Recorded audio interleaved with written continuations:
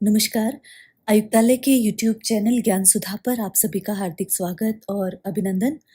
ज्ञान सुधा पर हम सूर और उनके भ्रमर गीत पर बात कर रहे हैं। इस विषय पर न केवल हम तथ्यात्मक विषय वस्तु जुटाने का यहाँ प्रयास कर रहे हैं, बल्कि इसके व्याख्यात्मक पक्ष पर भी लगातार यहाँ पर हम विमर्श कर रहे हैं। भ्रमर गीत सार के बारे में और उसकी परंपरा के बारे में हमने जाना, और भ्रमर गीत सार जो प्रसंग है वो न केवल राष्ट्रीय पात्रता परीक्षा वरन असिस्टेंट प्रोफेसर हिंदी की परीक्षा की भी विषय वस्तु है। ये विषय स्नातकोत्तर कक्षाओं का भी विषय है। हम इसके पदों पर आगे चर्चा जारी रख रहे हैं। उससे पहले जो कृष्ण काव्य परंपरा रही है उसमें कृष्ण भक्ति संप्रदाय महत्वपूर्ण भूमिका निभाते रहे हैं, और इन संप्रदायों के माध्यम से कृष्ण भक्ति के विविध पक्ष सामने आते रहे हैं। तो इन संप्रदायों में जो प्रमुख हैं और जिन पर प्रश्न सतत बनते रहे हैं, उनमें यदि बात करें तो पहला जो संप्रदाय आता है वो सनकादि, या इसे ही निम्बार्क संप्रदाय के नाम से भी जाना जाता है।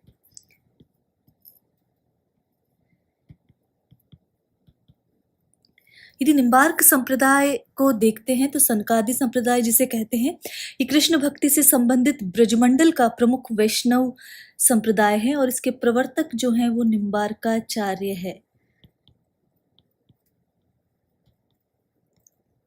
नीम पर उदय होने वाला जो सूर्य है, इसलिए निम्बार्क ये नाम रखा गया। और इसका यदि दार्शनिक मत देखें, जो कि अनेक बार परीक्षाओं में पूछा गया है, तो द्वैतवाद है। इस संप्रदाय के आदि उपदेष्टा श्री हंस भगवान है, और ये क्रम देखा गया है कि हंस, सनकादि, नारद मुनि,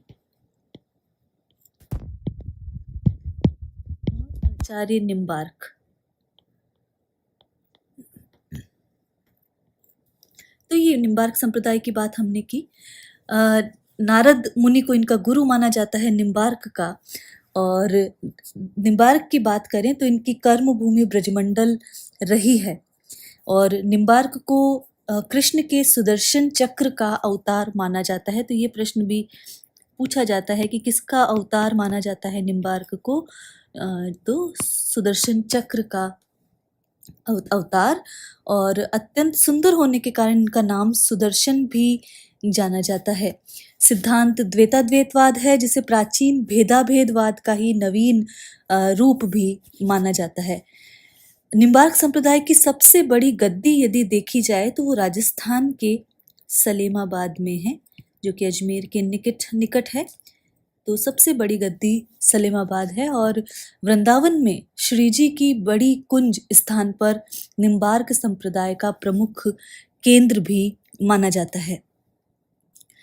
तो यदि देखा जाए तो निम्बार्क के 4 प्रधान शिष्य भी माने जाते हैं, जिनमें श्रीनिवासाचार्य सबसे प्रसिद्ध है, और उनकी रचना वेदांत कौस्तुभ है।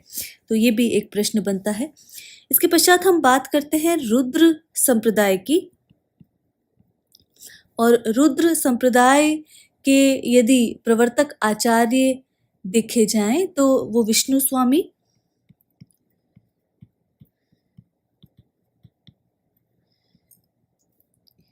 की वल्लभाचार्य हैं।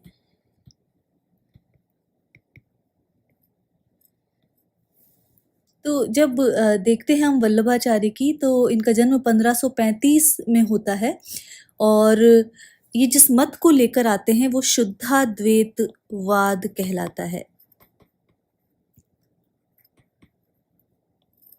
वल्लभाचार्य के जो गुरु हैं वो विष्णु स्वामी हैं, और जो इनका जन्म स्थान चंपारण माना जाता है। तो ये कुछ महत्वपूर्ण तथ्य हैं रुद्र संप्रदाय के। या तो विष्णु स्वामी और वल्लभाचार्य दोनों ही प्रवर्तक माने जाते हैं। वल्लभाचार्य ने पुष्टि मार्ग का प्रवर्तन किया है। पुष्टि का अर्थ है भगवान की कृपा या अनुग्रह। ये हम बार बार देख चुके हैं।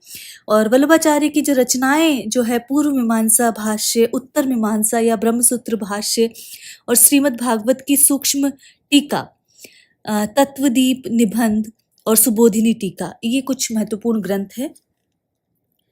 इसके बाद जो संप्रदाय का उल्लेख हम कर रहे हैं, सखी संप्रदाय या कि हरिदासी संप्रदाय। स्वामी हरिदास इसके प्रवर्तक हैं। हरिदास का जन्म यदि देखा जाए तो 1478 से 1578 इनका जन्म ठहरता है। इनके गुरु जो हैं वो आस धीर माने जाते हैं, जिनका जन्म वृंदावन में माना गया है, तो आस्थिर हैं। गौड़ीय संप्रदाय एक महत्वपूर्ण संप्रदाय के रूप में आता है। यदि इसके प्रवर्तक देखें तो चैतन्य महाप्रभु इसके प्रवर्तक आते हैं, जाने जाते हैं। तो चैतन्य महाप्रभु जो सिद्धांत लेकर आते हैं वो है अचिंत्य भेदाभेद,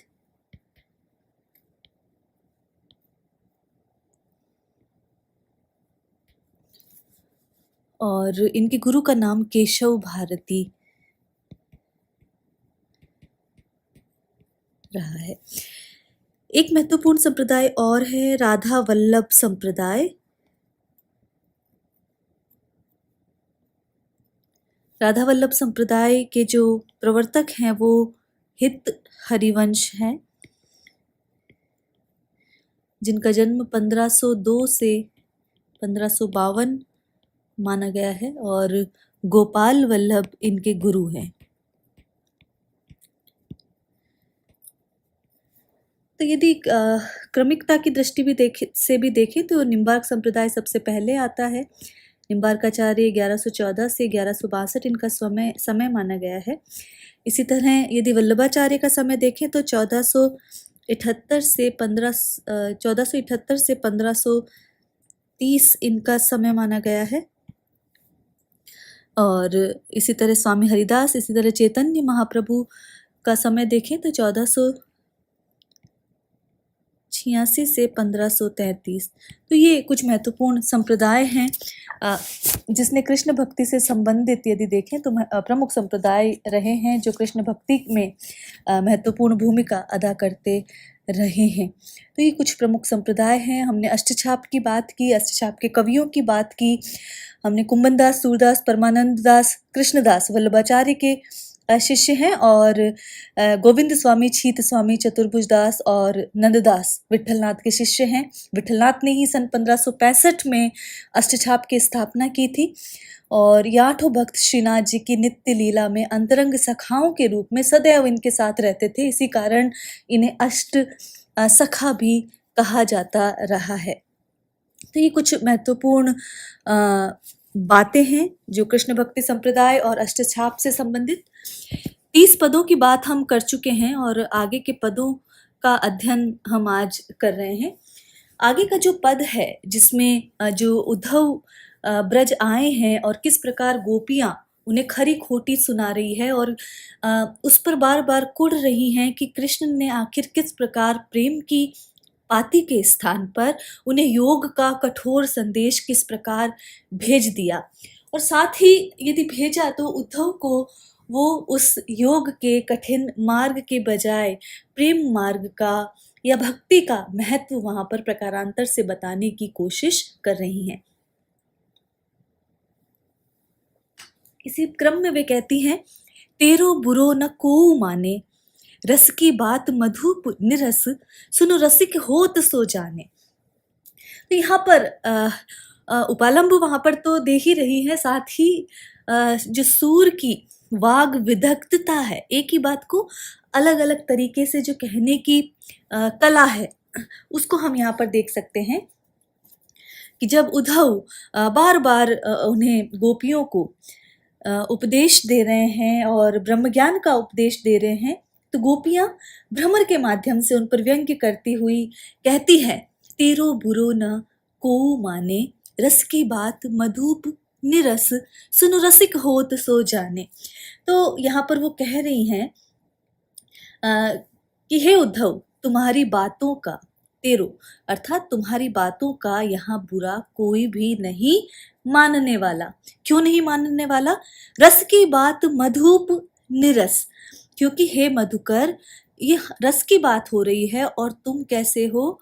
निरस हो, अर्थात रस के मर्म को ही नहीं जानते। रस के मर्म को तो रसिक ही, यदि कोई रसिक होता तो वो ही रस के मर्म को जान पाता, लेकिन तुम तो रसिक ही नहीं हो तो रस के मर्म को कैसे जानोगे? जो रस के मर्म को नहीं जानता, यदि वह कोई नीरस या व्यर्थ बात भी करे तो उसका बुरा मानने का कोई अर्थ ही नहीं होता।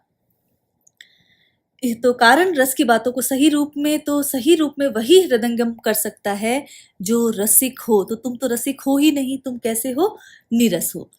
दादुर बसे निकट कमलन के, जन्म रस पहचाने, अली अनुराग उड़न मन बांध्यो, कहे सुनत नहीं काने।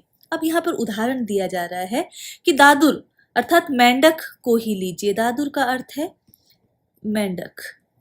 तो अब मेंढक को ही लीजिए, वह कमल के पास रहता है। बसे निकट कमलन के, वह कमल के पास रहता हुआ भी के जन्म रस पहचाने, कि क्या वो उससे सुगंधित जो मर्म है उससे अपरिचित ही रहता है। कमल के पास रहता है लेकिन उसकी जो महत्ता है, उसका जो सौरभ है, वो उससे अनभिज्ञ ही रह जाता है, अपरिचित ही रह जाता है। कि जन्म न रस पहचाने, तो वो उस रस को नहीं पहचान पाता है। अली अनुराग उड़न मन बांध्यो, कहे सुनत नहीं काने। और इसी प्रकार भ्रमर जो है, अली का अर्थ है भ्रमर, वो भी कमल का अनुरागी रहता है, कमल से प्रेम करता है और उसका मन उसी में बंधा रह जाता है, वो उड़ नहीं पाता है। तो ये उड़कर दूर भी चला जाए तो भी वो कमल की सुगंधि को पहचान लेता है और अपने कमल के पास आने तक के मार्ग को विविध कठिनाइयों से भी पार कर लेता है। उस पर ध्यान नहीं देता है कि कितनी कठिनाइयां पार करनी है, तो इस बात पर नहीं काने अर्थात ध्यान नहीं देता है कि कमल तक पहुंचने के लिए उसे कितनी जो कठिनाइयां हैं उसे पार करना पड़ेगा।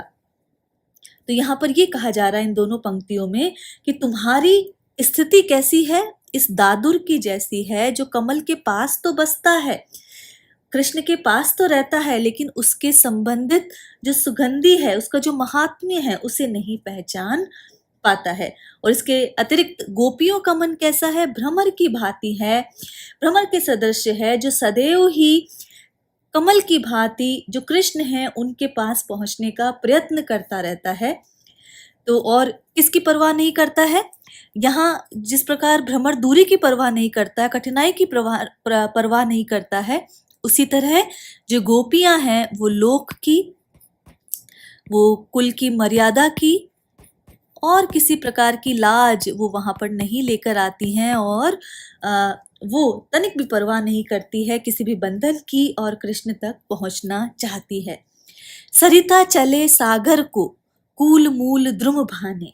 गोपियां कहती है कि जो प्रेम का साधक है वही पार उतरेगा, क्योंकि वो कठिनाइयों से नहीं घबराता। तो यहाँ पर भी ये बात कही गई है कि जब नदी सरिता चले सागर को, कूल मूल द्रुम भाने, कि जब नदी सागर के प्रेम में उमड़कर उससे मिलने के लिए चल पड़ती है तो कुल मूल द्रुम भाने, तो वो मार्ग के मर्यादा रूपी जो दोनों जो तट हैं, इनकी बात की गई है, दोनों तटों तथा उन पर खड़े उन वृक्ष, द्रुम का अर्थ है वृक्ष, वृक्षों को जड़ से उखाड़कर नष्ट कर देती है। तो सरिता जो है जब सागर की ओर चलती है तो उसके किनारे जितने भी वृक्ष हैं जो एक उसे मर्यादा में बांधते हैं, सीमा में बांधते हैं, उन वृक्षों को भान देती है, नष्ट कर देती है और उन्मुक्त प्रवाह से सागर की ओर चल पड़ती है। कायर बके लोहते भांजे, लरे जो सूर बखाने। तो यह ये बात कही गई है कि हे उद्धव, कायर व्यक्ति जो है केवल बकवाद करते हैं, अर्थात व्यर्थ की बातें करते रहते हैं और लोहते भाजे, और लोह का अर्थ यहाँ पर है हथियार देखकर क्या हो जाते हैं, भाजे, भाग जाते हैं। लरे जो सूर बखाने, और यहाँ पर जो लड़ता तो वही है और असली वीर तो वही हो जाता है, सूर वही होता है जो कि युद्ध में प्रवृत्त होता है, युद्ध करने के समान साहस रखता है। तो यहाँ पर ये कहा गया है कि जो प्रेम करना है वो युद्ध में प्रवृत्त होने के समान है। तो यहाँ पर यही कहा गया है कि प्रेम करना रणक्षेत्र में युद्ध करने के समान साहस का काम है। इसलिए जो कोरी बातें जो करते हैं वो कायर होते हैं, और उद्धव जो है, ऐसे उद्धव प्रेम के क्षेत्र में नहीं टिक पाते हैं। इस पद में यदि हम देखें तो दादुर के माध्यम से और अली के माध्यम से प्रतीक बांधे गए हैं।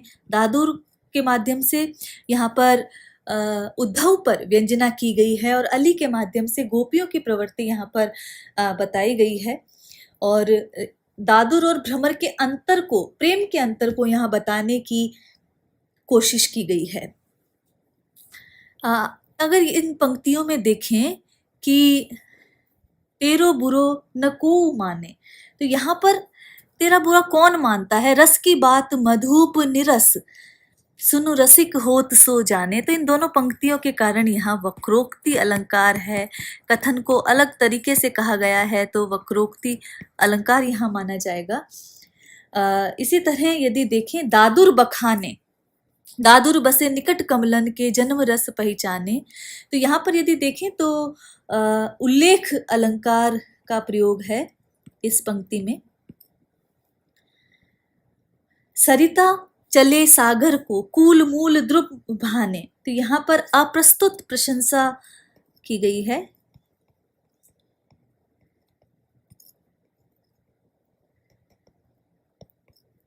और कायर बके लोहते भांजे, यहाँ पर देखें तो अर्थांतर न्यास अलंकार है। दूसरी ओर यहाँ पर यदि देखा जाए तो दादुर और अली में प्रतीकात्मक व्यंजना है, और दृष्टांत अलंकार दादुर बसे में दृष्टांत अलंकार माना जाएगा। और इस तरह संपूर्ण पद में अंत्यानुप्रास अलंकार यहाँ पर देखा जा सकता है। और दादुर और भ्रमर के इस अंतर को सूर के साथ साथ जायसी ने भी और अन्य कवियों ने भी स्पष्ट किया है। राग घनाश्री इस पद की है।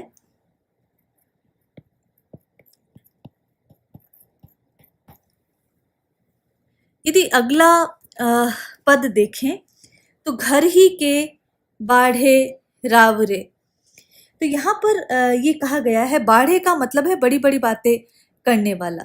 तो यहाँ पर गोपियां कहती हैं, गोपियां उद्धव से कह रही है, हे उद्धव घर ही बाढ़े रावरे, अर्थात आप लोग घर बैठे बैठे ही बढ़ चढ़कर बातें करते हैं। तो बाढ़े का अर्थ यहाँ बढ़ चढ़कर बातें करने वाला।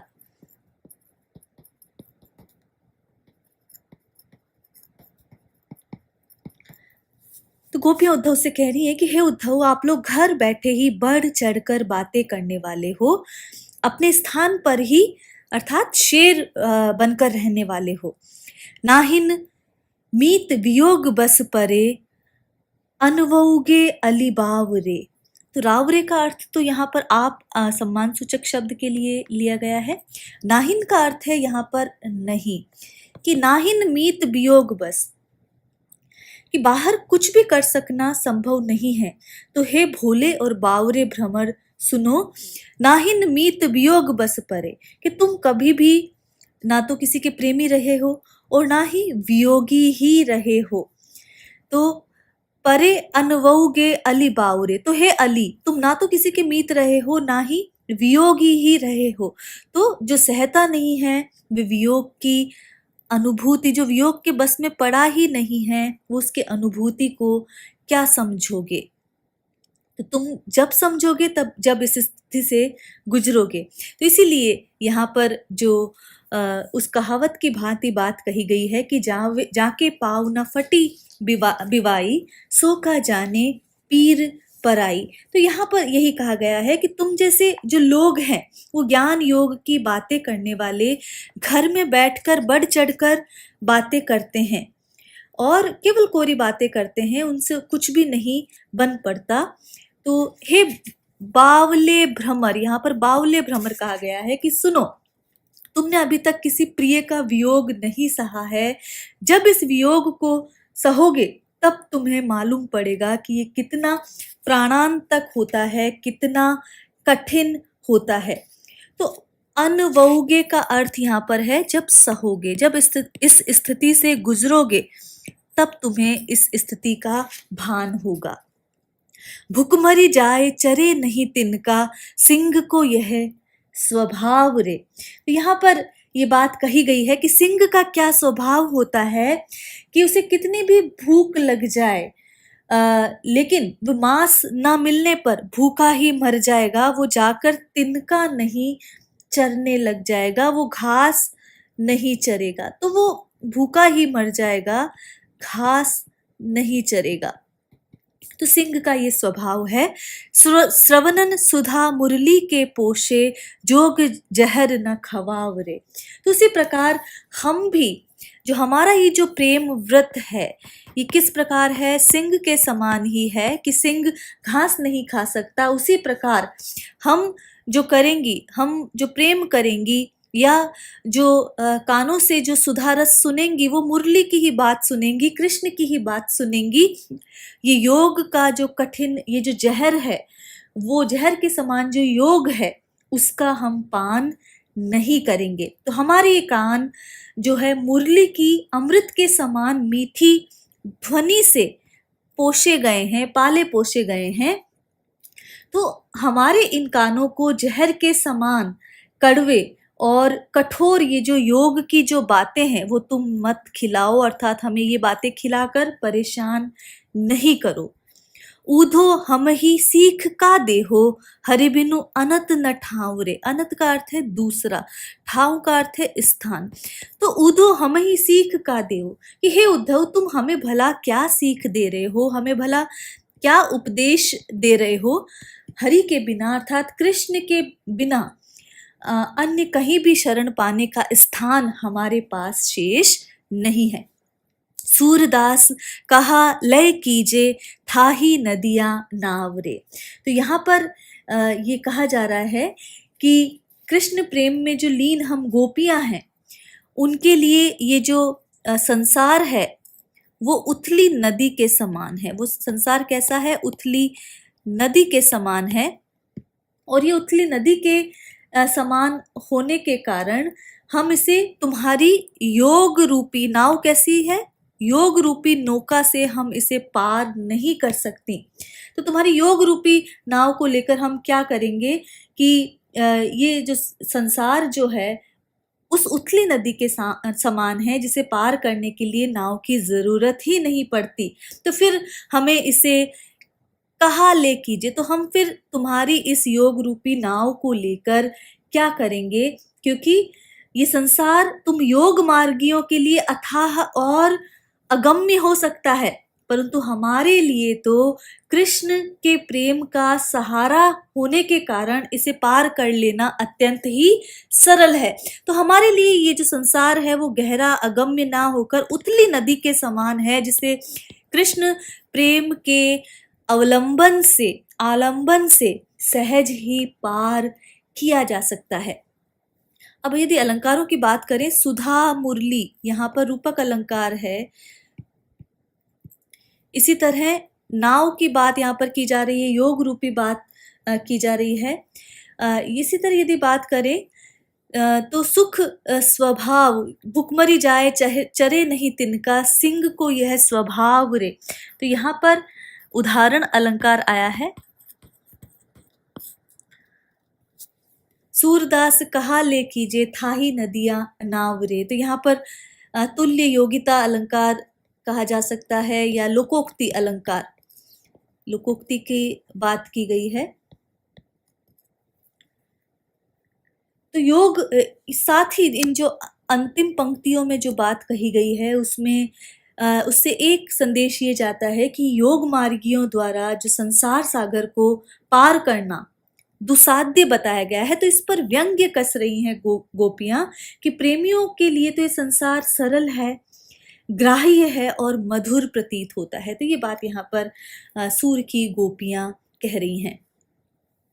अगला जो पद है उसमें गोपियाँ कह रही हैं कि श्याम मुख देखे हो परतीति, कि श्याम के मुखमंडल में ही हमारा क्या है, विश्वास है। वो बात यहाँ पर कह रही हैं कि गोपियाँ उद्धव से कहती हैं कि अब तो कृष्ण का मुख देखकर, अर्थात यदि उनका मुख हम देखते हैं तो ही विश्वास हो सकता है, हम तेरी बातें तो मानने वाले नहीं हैं। उद्धव को बार बार समझाती है कि तुम्हारा ये जो योग का उपदेश हमें देना है वो व्यर्थ है, क्योंकि हमारे मन में तो कृष्ण रमे हुए हैं, तुम्हारा ब्रह्म जो है हमें अपेक्षित नहीं है। और उसी का कारण बताती हुई वो कह रही हैं कि श्याम मुख देखे ही परतीति, कि अब तो कृष्ण का मुख देखने से ही हमें विश्वास होगा कि वास्तविक तथ्य क्या है, कि वे हमें वाकई प्रेम करते हैं कि नहीं। जो तुम कोटि जतन करी सिखवत जोग ध्यान की रीति, कि जो तुम ये करोड़ों प्रयत्न कर रहे हो, अनेकानेक जो प्रयत्न कर रहे हो हमें योग का रीति सिखाने की, तो वो आखिर किस लिए कर रहे हो। तो कृष्ण का मुख देख लेने पर ही इसका प्रमाण मिल सकता है कि हम उन्हें क्यों प्यार करती हैं। तो तुम करोड़ों यत्नों और युक्तियों से जो हमको ये योग की शिक्षा, योग ध्यान की रीति जो शिक्षा दे रहे हो, वे व्यर्थ ही है। नाहिन कछु सयान ज्ञान में यह हम कैसे माने। तो हमारा ना तो योग पर विश्वास है और ना ही हम ये सोच पाते हैं कि तुम्हारा कथन अंशतः सत्य ही है। तो हम बार बार यही कहते हैं कि योग वार्ता में जरूर कोई चालाकी अवश्य है। तो वो ये बार बार यहाँ पर ये बात कहती है कि हमारा इस योग में कोई भी विश्वास नहीं है। तो इसीलिए कहते हैं, वो कह रही हैं कि तुम हमें इस ज्ञान का उपदेश ही क्यों दे रही हो। नाहिन कछु सयान ज्ञान में यह हम कैसे माने। तो तुम्हारा ये जो योग का संदेश देना है, इसमें सयान का अर्थ है जरूर कोई ना कोई चालाकी है, जरूर इस योग वार्ता में कोई ना कोई दुर्भी संधि है जिसके माध्यम से तुम हमें ये बात कहना चाह रहे हो। अब तो सिर्फ और सिर्फ हम कृष्ण का मुख देखने पर ही विश्वास करेंगी। वे कहती हैं बाद में वो इस तरह भी कहती हैं कि अप्रत्यक्षतः कुब्जा की ओर वो संकेत कर रही हैं, ये कहकर कि निसंदेह कुब्जा ने तुम्हें भेजा है हमें योग का संदेश देने के लिए और हमें कृष्ण प्रेम से विमुख करने के लिए। इसीलिए उनको उद्धव की इस योग के संदेश में किसी दुर्भिसंधि या किसी चालाकी का भान यहाँ पर हो रहा है। कहो कहा कहिए या नभ को कैसे उर में आने।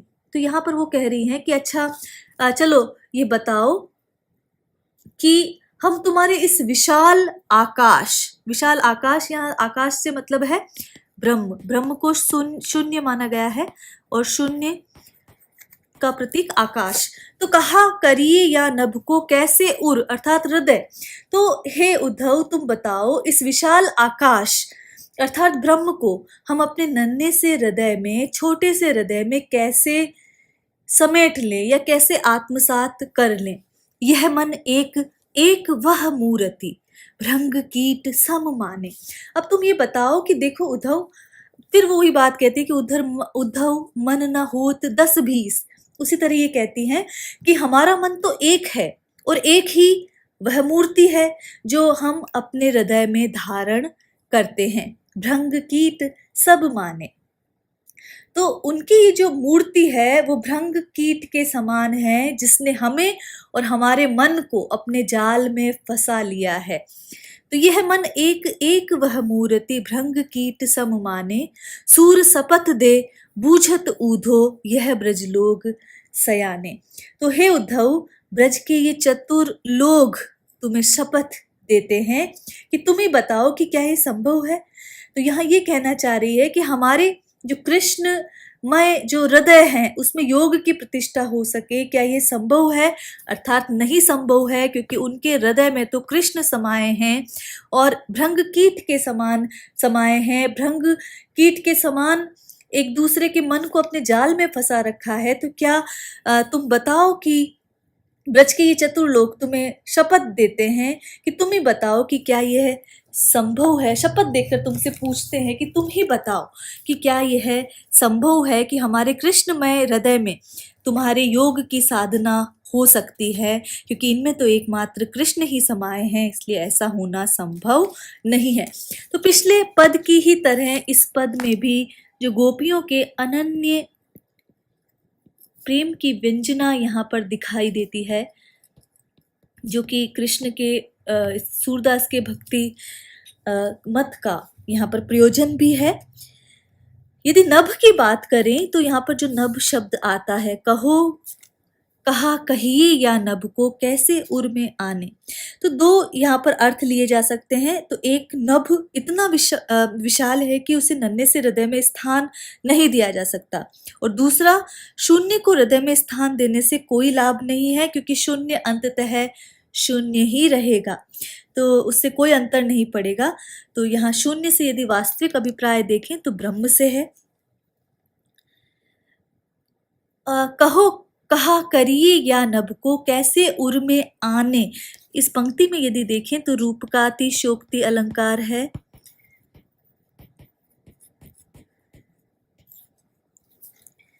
और प्रेम की अनन्यता की बात यहाँ पर गोपियां कर रही हैं। और सयाने शब्द की व्यंजना में ये भाव है कि यदि उद्धव ने गलत निर्णय दिया और शपथ की चिंता न की तो कोई आवश्यक नहीं कि वह मत निर्णय गोपियों को स्वीकार ही हो, क्योंकि वह भी तो चतुर है। तो ये यहाँ पर बात की गई है, गोपियों के एकनिष्ठ प्रेम की प्रतिष्ठा करना ही इस मत का प्रतिपाद्य रहा है। तो ये बात यहाँ पर कही गई है। अगला जो पद है उसमें यहाँ पर कहा गया है कि लरिकाई को प्रेम कहो अली कैसे करी के छूटत, कि जो प्रेम है कहा जाता है कि जो बचपन से जो प्रेम हो जाता है वो बहुत अधिक घनिष्ठता लिए हुए रहता है। और कृष्ण और गोपियां तो बचपन से साथ साथ रही हैं, यदि कहा जाए लड़कपन से साथ साथ हैं, तो उसी प्रेम की बात यहाँ पर की जा रही है। तो बचपन से लेकर अब तक जो प्रेम, जो पुष्टता और जो परिपक्वता है वह गोपियों के प्रेम में विद्यमान है। तो इसीलिए वो कह रही हैं लरिकाई को प्रेम कहो अली कैसे करी के छूटत, कि तुम इस प्रेम को छोड़कर हमें योग मार्ग अपनाने की बात कह रहे हो, लेकिन हमारा ये प्रेम तो अनन्य प्रेम है, लड़कपन का प्रेम है, बचपन का प्रेम है। तो हे भ्रमर, तुम बताओ ये आखिर कैसे छूटेगा। तो अब तक तो इस प्रेम में परिपक्वता और पुष्टता आ चुकी है, तो ये आखिर कैसे छूटेगा। कहाँ कहो ब्रजनाथ चरित अब अंतर्गति यो लूटत, तो यहाँ पर गोपियां कह रही हैं कहाँ कहो ब्रजनाथ चरित अब अंतर्गति यो लूटत, कि हे भ्रमर ये बताओ कि हम कृष्ण के साथ रही हैं तो उन ये नहीं छूट सकता। तो आगे वो कह रही हैं यहाँ पर कहा कहो ब्रजनाथ चरित अब अंतर्गति यो लूटत, तो गोपियां यहाँ पर कह रही है कि ये बताओ कि बचपन के साथ साथ रहने से उत्पन्न हुआ प्रेम किस प्रकार छूट सकता है। हम ब्रजनाथ कृष्ण के चरित्र अथवा जो क्रीड़ाएं हैं उनका वर्णन कहाँ तक करें। अब उनके उन चरित्रों का ध्यान हमारे मन ने लूट लिया है। अब अंतर्गति यो लूटत, तो उनके उन चरित्रों का ध्यान हमारे मन को सहज रूप से उनकी ओर आकर्षित कर लेता है, इसलिए अब ये बात नहीं छूट सकती। चंचल चाल मनोहर चितवनी वह मुस्कानी मंद धुनि गावत।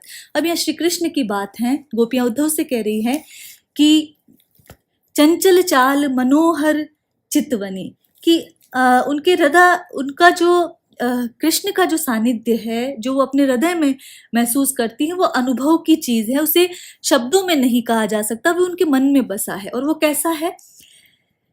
उनकी चाल चंचल है, चंचल चाल, मनोहर चितवन, और मनोहर है।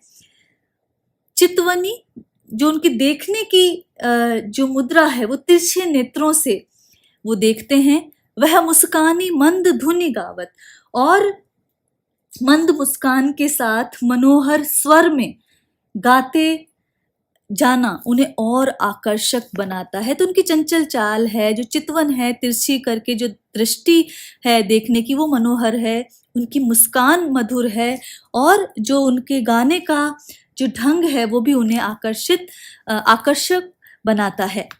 नटवर भेष नंद नंदन को, वह विनोद ग्रह बनते आवत।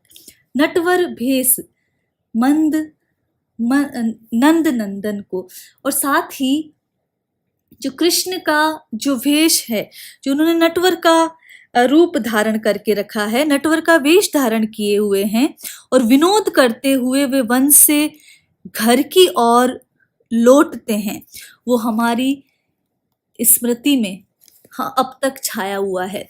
तो जो हमारी चित्त अंतर्गति का अर्थ चित्त की वृत्ति की बात है, तो चित्त की वृत्ति में कृष्ण की भाव भंगिमाएं समाई हुई है, उनका नटवर भेष समाया हुआ है, और विनोद करते हुए वन से घर की ओर लौटना, ये सारी स्मृतियां हमारे मन में समाई हुई है। तो हम इसे कैसे भूल सकते हैं? चरण कमल की शपथ करती हूँ, तो शपथ, चरण कमल की शपथ दे रही हैं, हम शपथ खाकर कहती हैं, यह संदेश मोहि विष सम लागत, कि तुम्हारा ये जो योग का संदेश है वो हमें विष के समान घातक लग रहा है। कि तुम्हारी शपथ, चरण कमल की शपथ करती हूँ, हम कृष्ण के ही चरण कमलों की शपथ खाकर तुमसे कहती हैं कि ये जो योग परक संदेश जो तुम हमें दे रहे हो वो विश्ववत प्रतीत हो रहा है। सूरदास मोहि निमिष न बिसरत, मोहन सुरती सोवत जागत। तो यहाँ सूरदास गोपियों के माध्यम से कह रहे हैं कि मुझे पल भर भी उस कृष्ण की जो छवि है वो मन से नहीं भूलती है। हम सोते और जागते हुए दोनों अवस्थाओं में उनकी जो मोहक मूर्ति है वो मन में बसी रहती है, हम क्षण भर भी उसे नहीं भूलते।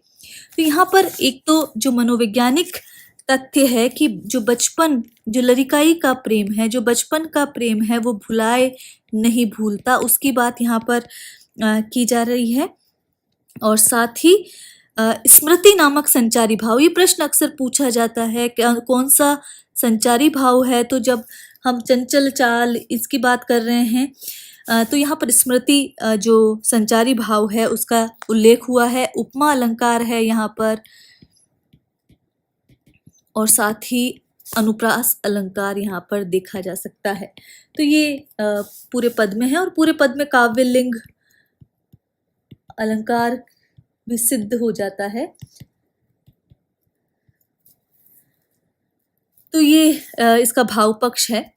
अगला पद जो है उसमें जो गोपियां हैं वो उद्धव से कह रही हैं कि हे उद्धव, तुम हमें बार बार ज्ञान का या योग का जो उपदेश देकर हमें खिजा रहे हो, और हमें तुम्हारी ये बातें बहुत अधिक अटपटी लग रही हैं।